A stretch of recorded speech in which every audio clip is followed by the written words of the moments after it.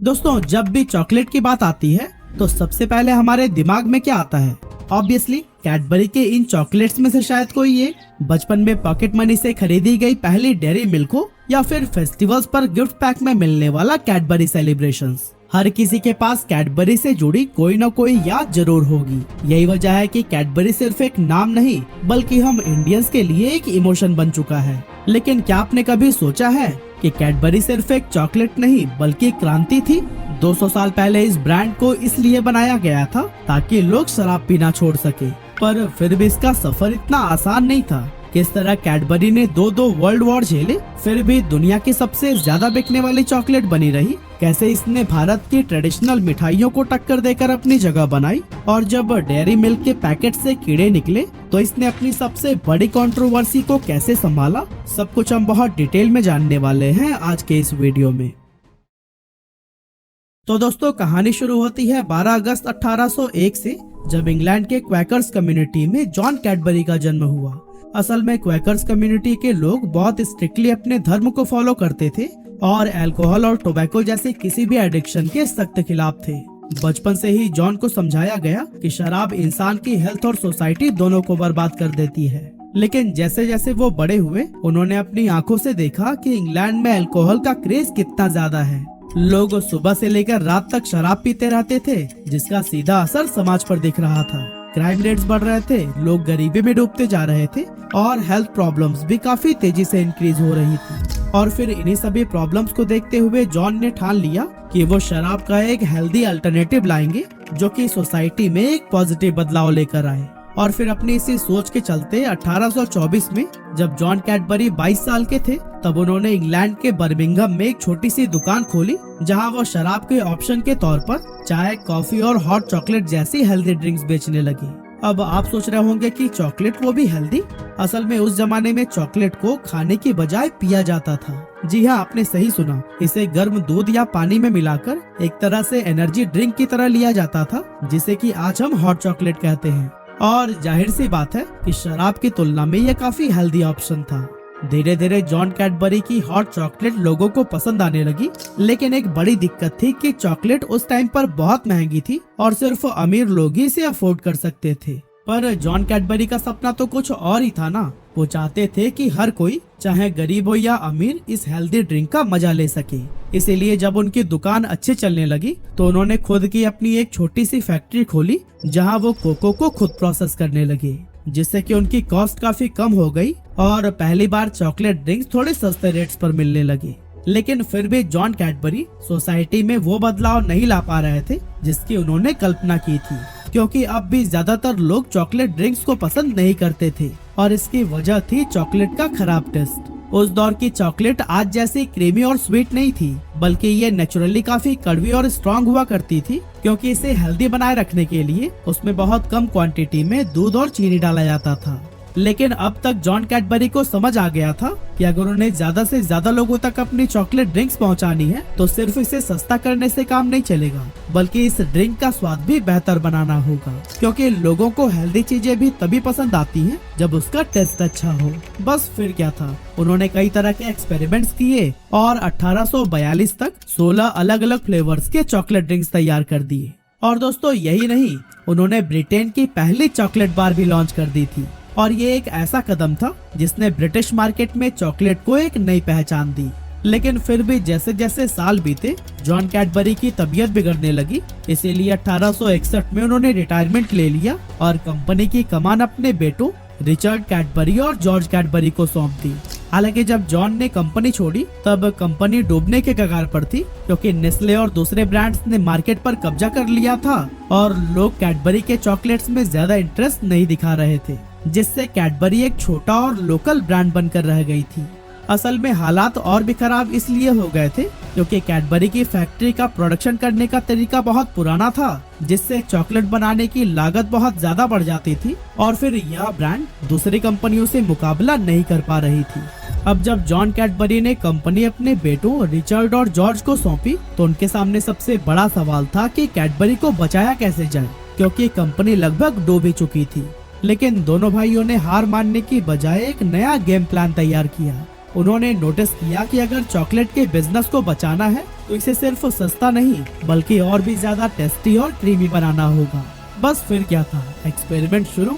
Richard और George ने दिन रात मेहनत की, शुगर कंटेंट बढ़ाया ताकि चॉकलेट ज्यादा मीठी और टेस्टी लगे। लेकिन सबसे बड़ी प्रॉब्लम थी कोको में मौजूद नेचुरल फैट, जिसे कि हम कोको बटर कहते हैं। असल में कोको बटर चॉकलेट का एक जरूरी हिस्सा है, लेकिन अगर इसकी क्वांटिटी ज्यादा हो जाए तो फिर चॉकलेट का टेक्सचर गाढ़ा और भारी हो जाता है।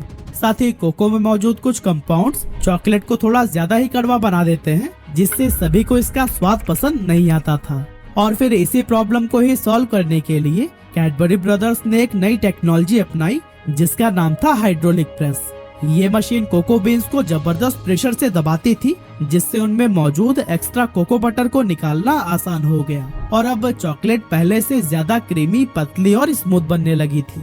और बस यहीं से कैडबरी की असली कहानी शुरू हुई। धीरे धीरे कैडबरी की चॉकलेट लोगों की फेवरेट बनने लगी और कंपनी वापस ट्रैक पर आ गई। लेकिन दोस्तों, कैडबरी इस टाइम पर भी सिर्फ सर्वाइवल ही कर पा रही थी। उनके लिए दुनिया का सबसे बड़ा चॉकलेट ब्रांड बनना अभी भी सपना ही था। एक्चुअली उस टाइम चॉकलेट मार्केट पर स्विट्जरलैंड की कंपनियों का दबदबा था और उनसे मुकाबला करना इम्पॉसिबल लग रहा था। इसीलिए काफी एक्सपेरिमेंट करने के बाद से रिचर्ड कैडबरी के दिमाग में एक नया आइडिया आया, जो था मिल्क चॉकलेट बनाने का। उन्होंने सोचा कि अगर कोको और मिल्क को सही रेशियो में मिलाया जाए तो एक ऐसा स्वाद तैयार किया जा सकता है जिसे हर कोई पसंद करेगा। लेकिन सिर्फ आइडिया से कहाँ कुछ होता, असली चैलेंज तो इसे रियलिटी में बदलने की थी। उस टाइम ऐसी कोई टेक्नोलॉजी ही नहीं थी जो कि मिल्क और चॉकलेट को सही तरीके से मिला सके, और जो टेक्निक्स मौजूद भी थी वो इतनी महंगी थी कि कंपनी इसे अफोर्ड ही नहीं कर पा रही थी। लेकिन हार मानना कैडबरी ब्रदर्स के खून में तो था ही नहीं ना। एक्सपेरिमेंट पर एक्सपेरिमेंट होते गए, हर बार कुछ न कुछ कमी रह जाती, लेकिन वो रुके नहीं। और फिर आखिरकार 1897 में उन्होंने दुनिया की पहली मिल्क चॉकलेट बार बना ली। लेकिन दोस्तों, रिचर्ड और जॉर्ज कैडबरी ने असली मास्टर स्ट्रोक खेला 1905 में, जब कैडबरी डेयरी मिल्क को लॉन्च किया गया। उस टाइम शायद ही किसी ने सोचा होगा कि ये सिर्फ यूके की ही नहीं बल्कि दुनिया की सबसे ज्यादा बिकने वाली चॉकलेट्स में से एक बन जाएगी। इसे बाकी चॉकलेट से अलग दिखाने के लिए एक दमदार टैगलाइन दी गई, a glass and a half of full cream milk in every half pound. यानी इस चॉकलेट में दूध की मात्रा बाकी चॉकलेट से कहीं ज्यादा थी, जिससे इसका टेक्सचर ज्यादा क्रीमी और स्वाद बेहतरीन हो गया। लोगों को ये इतनी पसंद आई कि कैडबरी अब सिर्फ एक चॉकलेट कंपनी नहीं रही, ये एक इमोशन बन चुकी थी। अब दोस्तों, कैडबरी ने भले ही मिल्क चॉकलेट की दुनिया में क्रांति ला दिया था, लेकिन इसका आगे का सफर इतना आसान नहीं था। एक्चुअली 1914 में जब पहला वर्ल्ड वॉर शुरू हुआ तो पूरी चॉकलेट इंडस्ट्री एक बड़े संकट में फंस गई। युद्ध की वजह से कोको को इंपोर्ट करना मुश्किल हो गया और ब्रिटिश गवर्नमेंट ने भी चीनी की सप्लाई को खुद ही हैंडल करना शुरू कर दिया। इसके अलावा युद्ध के दौरान ज्यादातर फूड इंग्रेडिएंट्स सैनिकों के लिए रिजर्व कर दिए गए थे, जिसकी वजह से कई सारी चॉकलेट कंपनीज बंद हो गई और कैडबरी भी इस क्राइसिस में फंसते ही जा रही थी। एक तरफ रॉ मटेरियल मिलना मुश्किल था, दूसरी तरफ कंपनी के 2000 से ज्यादा मेल एम्प्लॉइज ब्रिटिश आर्मी में भर्ती हो चुके थे और अब कैडबरी के पास दो ही रास्ते बचे थे, या तो हार मानकर बिजनेस बंद कर दें या फिर कुछ ऐसा करें जिससे कंपनी भी बच जाए और उनके देश को भी युद्ध में फायदा हो सके। यहाँ पर कैडबरी ने एक जबरदस्त स्ट्रैटेजी अपनाई और खास तौर पर ब्रिटिश आर्मी के लिए एक स्पेशल मिल्क चॉकलेट बनाई। इस नई चॉकलेट को नाम दिया गया मिल्क चॉकलेट फॉर सोल्जर्स। लेकिन कैडबरी यहीं पर नहीं रुका। युद्ध में घायल हुए सैनिकों की मदद करने के लिए कैडबरी ने अपनी 2 बिल्डिंग्स को हॉस्पिटल में बदल दिया। कैडबरी में काम करने वाली महिलाएं घायलों की देखभाल करने लगी। साथ ही कंपनी ने सैनिकों के लिए बुक्स और कपड़ों का भी इंतजाम किया। और फिर इन सभी स्टेप्स ने कैडबरी को एक चॉकलेट ब्रांड से कहीं बड़ा बना दिया, क्योंकि लोगों के दिलों में कैडबरी के लिए रिस्पेक्ट काफी ज्यादा बढ़ गई। और फिर इन्हीं सभी कामों का फायदा मिला वर्ल्ड वॉर 1 के खत्म होने के बाद से, जब कैडबरी ने अपनी प्रोडक्शन फुल स्पीड में शुरू कर दी और इसी टाइम कई सारे आइकॉनिक प्रोडक्ट्स लॉन्च किए, जैसे 1920 में फ्लैग, 1923 में क्रीमी एग्स, 1928 में फ्रूट एंड नट और 1929 में क्रंची। ये सभी नए फ्लेवर लोगों को खूब पसंद आए और कैडबरी की पकड़ मार्केट में और भी मजबूत हो गई। 1930 तक कैडबरी ब्रिटेन की 24वीं सबसे बड़ी मैन्युफैक्चरिंग कंपनी बन चुकी थी। उन्होंने अपनी प्रोडक्शन टेक्नोलॉजी इतनी एडवांस कर ली कि चॉकलेट के दाम काफी ज्यादा कम कर दिए, जिससे कि पहली बार ब्रिटेन की 90% आबादी आसानी से चॉकलेट खरीद सकती थी। इस सफलता के बाद से कैडबरी ने जैसे ही इंटरनेशनल मार्केट में कदम रखने की प्लानिंग शुरू की, वैसे ही 1939 में दूसरा विश्व युद्ध छिड़ गया और कंपनी फिर से बड़ी मुसीबत में फंस गई। इस बार रॉ मटेरियल की कमी ही सबसे बड़ी प्रॉब्लम लेकर आई। हालात इतने खराब हो गए कि 1941 तक चॉकलेट बनाना लगभग बंद सा हो गया था। गवर्नमेंट ने भी सिर्फ मिल्क चॉकलेट बनाने की ही परमिशन दे रखी थी, जिससे कि कैडबरी को अपने कई सारे फ्लेवर्स बंद करने पड़ गए। लेकिन आपको तो पता ही है, कैडबरी हार मानने वालों में से थोड़ी थी। उन्होंने इस प्रॉब्लम का भी सोल्यूशन निकाला राशन चॉकलेट बनाकर। इसमें कम कोको और कम शुगर था ताकि इसे सस्ते में तैयार किया जा सके, और इसे स्पेशली ब्रिटिश सोल्जर्स के लिए बनाया गया था ताकि युद्ध के टाइम पर उन्हें एनर्जी मिल सके। सरकार ने तो इसे गवर्नमेंट चॉकलेट भी कहा, क्योंकि ये सिर्फ राशन कार्ड के जरिए ही मिलती थी। लेकिन जब 1945 में वर्ल्ड वॉर 2 की आग ठंड हुई, तब कैडबरी ने फिर से रफ्तार पकड़ ली। अब कैडबरी का सिर्फ एक ही मकसद था, इस चॉकलेट ब्रांड को सिर्फ यूके में नहीं बल्कि पूरी दुनिया में सबसे बड़ा बनाना। और फिर इसी सोच के साथ 1948 में कैडबरी ने भारत में भी एंट्री ले ली। लेकिन इंडियन मार्केट उसके लिए सबसे मुश्किल मार्केट्स में से एक साबित हुआ। असल में उस टाइम भारत के अंदर चॉकलेट कोई आम चीज नहीं थी, और जब ये इम्पोर्ट होकर आती थी तो इसकी कीमत बहुत ज्यादा हो जाती थी। यानी आम आदमी के लिए ये एक लग्जरी आइटम थी जिसे सिर्फ अमीर लोग ही अफोर्ड कर सकते थे। यहाँ कैडबरी के सामने सबसे बड़ा चैलेंज था कि इस प्राइस बैरियर को हटाया कैसे जाए। अब इसका सिर्फ एक ही सोल्यूशन था, चॉकलेट को भारत में ही लोकली प्रोड्यूस करना। पर दोस्तों यहाँ कहना आसान था, करना नहीं, क्योंकि कैडबरी ने तो इंडिया में अपना मैन्युफैक्चरिंग प्लांट जल्दी सेटअप कर लिया। लेकिन असल दिक्कत आई इंग्रेडिएंट्स को लोकली सोर्स करने में। चॉकलेट के दो सबसे जरूरी इंग्रेडिएंट्स थे, मिल्क और कोको, और दोनों ही भारत में आसानी से नहीं मिलते थे।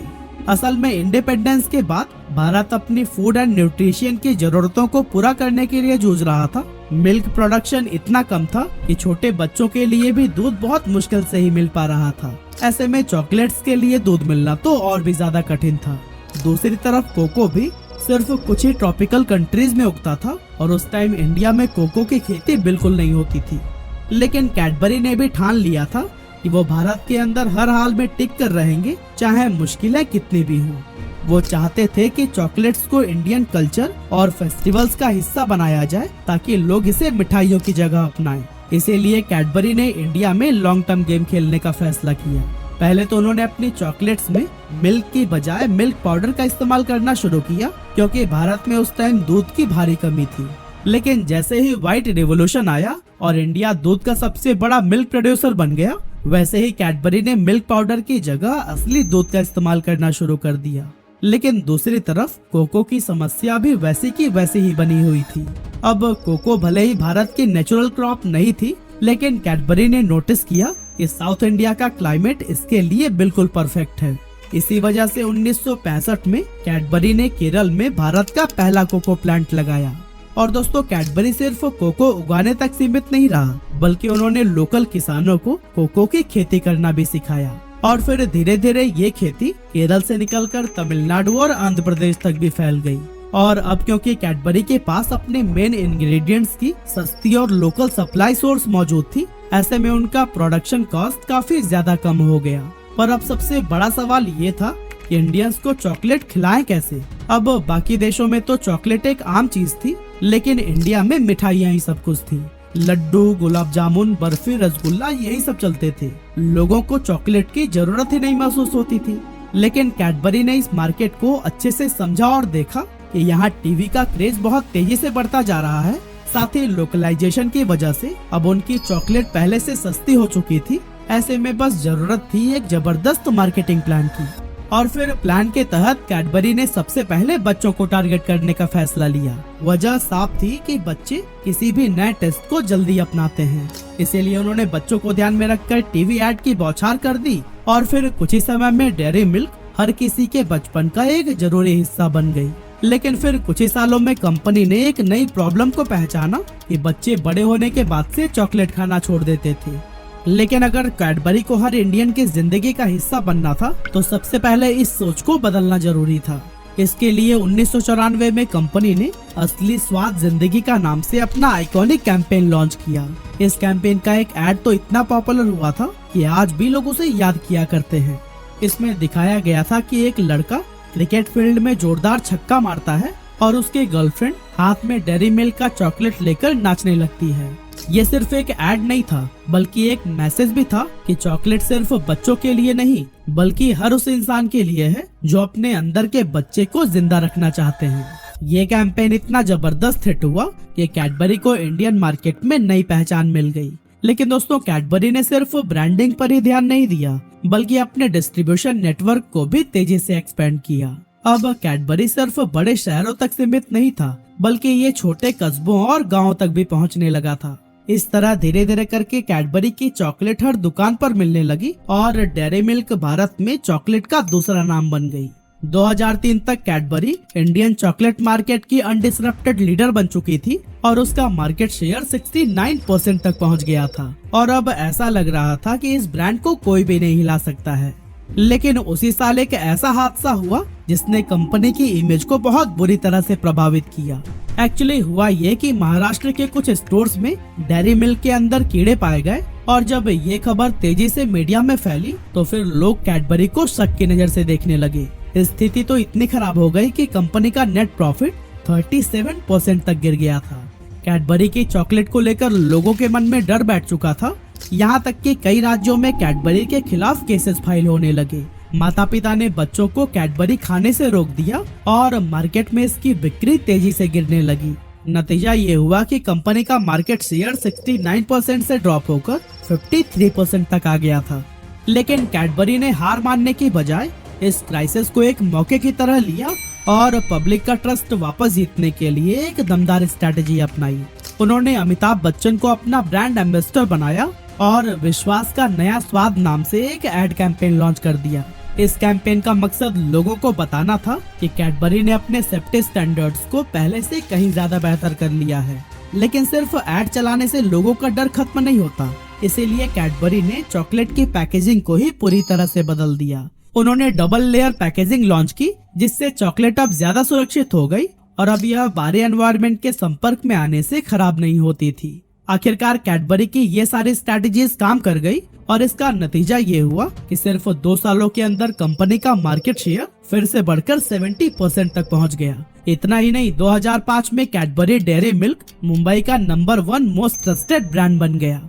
लेकिन दोस्तों, सिर्फ खोई हुई साख वापस पाना ही काफी नहीं था। अब बारी थी हर भारतीय के घर में जगह बनाने की, और ये तभी मुमकिन हो सकता था जब कैडबरी ट्रेडिशनल मिठाइयों की जगह ले सके। हालांकि ये इतना आसान नहीं था, क्योंकि मिठाइयाँ भारत की जड़ों में बसी हुई थी। सदियों से हर छोटी बड़ी खुशी में लोग लड्डू, गुलाब जामुन और बर्फी जैसी मिठाइयाँ खाते आ रहे थे और इस सोच को बदलना एक बहुत बड़ा चैलेंज था। ऐसे में कैडबरी ने इस परसेप्शन को बदलने के लिए कुछ मीठा हो जाए नाम से कैंपेन लॉन्च किया। इस कैंपेन का मकसद था छोटी छोटी खुशियों में भी डेयरी मिल्क को एक नया ट्रेडिशन बनाना। एड्स में दिखाया गया कि जब कोई एग्जाम पास हो, पहली सैलरी मिले या फिर कोई भी छोटी सी खुशी हो तो फिर मिठाई की बजाय डेयरी मिल्क खाई जाए। लेकिन ये कैंपेन भी उतना सक्सेसफुल नहीं रहा, क्योंकि इन छोटे छोटे मोमेंट्स में भी लोग चॉकलेट को मिठाई की जगह देने के लिए तैयार नहीं थे। लेकिन दोस्तों, अब कैडबरी को कुछ बड़ा करना था, इसीलिए कंपनी ने एक बहुत बड़ा रिस्क लिया और छोटे मौकों को छोड़कर सीधे भारत के सबसे बड़े फेस्टिवल्स और सेलिब्रेशंस को टारगेट किया। यानी कि कैंपेन्स का फोकस अब दिवाली, रक्षाबंधन और शादियों पर शिफ्ट हो गया। कैडबरी ने अपने एड्स में इनडायरेक्टली ये मैसेज दिया कि ट्रेडिशनल मिठाइयों की बजाय आप डेयरी मिल्क या फिर कैडबरी सेलिब्रेशंस भी गिफ्ट कर सकते हैं। और दोस्तों, इनके ये वाले कैंपेन्स इतने धांसू थे ना कि इनका ये आइडिया ब्लास्ट कर गया। फेस्टिव पैक्स ने कैडबरी को एक नए लेवल पर पहुंचा दिया और धीरे धीरे दिवाली, शादी ब्याह और दूसरे खास मौकों पर भी लोग मिठाई की जगह चॉकलेट गिफ्ट करने लगे। और दोस्तों, इसका सबसे बड़ा रीजन था कि कैडबरी की चॉकलेट न सिर्फ टेस्टी थी, बल्कि इनकी पैकेजिंग और गिफ्टिंग स्टाइल भी बेहद अट्रैक्टिव और लग्जरी थी। और दोस्तों, इन स्ट्रैटेजीज का असर ये हुआ कि 2010 तक कैडबरी इंडिया की सेल्स 29% तक बढ़ गई थी। यही वो साल था जब अमेरिका की दिग्गज फूड कंपनी क्राफ्ट ने कैडबरी का एक्विजिशन कर लिया। लेकिन इस एक्विजिशन के बावजूद कैडबरी ने तगड़ी ग्रोथ दिखाई और इंडिया में अपनी पकड़ और भी मजबूत कर ली। अब दोस्तों अगर आज की बात करें तो कैडबरी इंडिया का सबसे ज्यादा बिकने वाला चॉकलेट ब्रांड बन चुका है और दुनिया का दूसरा सबसे बड़ा कॉन्फेक्शनरी ब्रांड। इसके अंदर डेयरी मिल्क के साथ साथ 5 Star Perk, Gems, Silk, Eclair, बॉर्न मिले और फ्यूज जैसी कई सारी पॉपुलर चॉकलेट्स आती हैं जो कि हर एज ग्रुप के बीच में ही सुपर हिट हैं। कैडबरी सिर्फ इंडिया तक ही सीमित नहीं है, ये 60 से भी ज्यादा देशों में मौजूद है और इसकी ब्रांड वैल्यू करीब $5.7 बिलियन तक पहुंच चुकी है। तो दोस्तों अगली बार जब भी आप डेयरी मिल्क खाएं ना तो याद रखिएगा कि इसकी कहानी सिर्फ चॉकलेट तक नहीं बल्कि डेडिकेशन, इनोवेशन और नेवर गिव अप एटीट्यूड की भी है।